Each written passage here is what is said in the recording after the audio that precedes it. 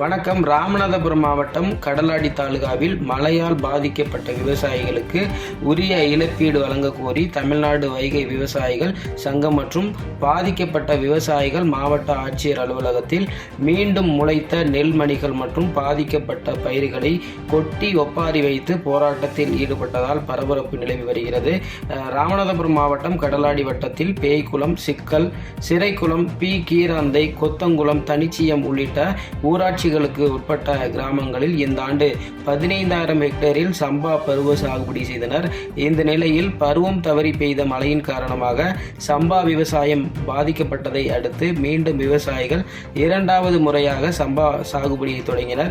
இதையடுத்து வட்டிக்கு பணம் வாங்கி விவசாயம் செய்த விவசாயிகளுக்கு நெல்மணிகள் நன்றாக முளைத்து அறுவடைக்கு தயாராக இருந்தது.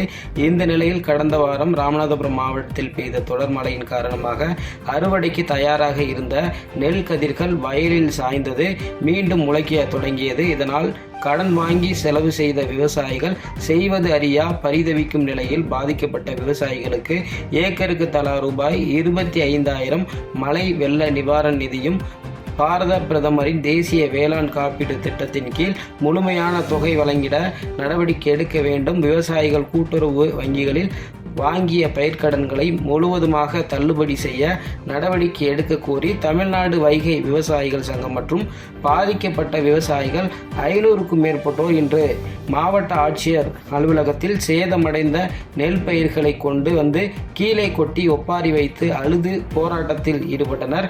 அழுகிய பயிர்களை கண்டு பெண்கள் கண்ணீர் விட்டு கதறி ஒப்பாரி வைத்து அழுதது அனைவரையும் வேதனை அடைய செய்தது. இதனால் மாவட்ட ஆட்சியர் அலுவலக வளாகத்தில் பெரும் பரபரப்பு ஏற்பட்டுள்ளது.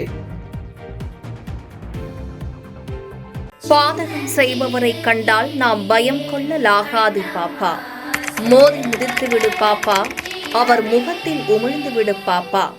அண்மை செய்திகளை உடனுக்குடன் தெரிந்து கொள்ள இணைந்திருங்கள் எம் நாடு தொலைக்காட்சியுடன்.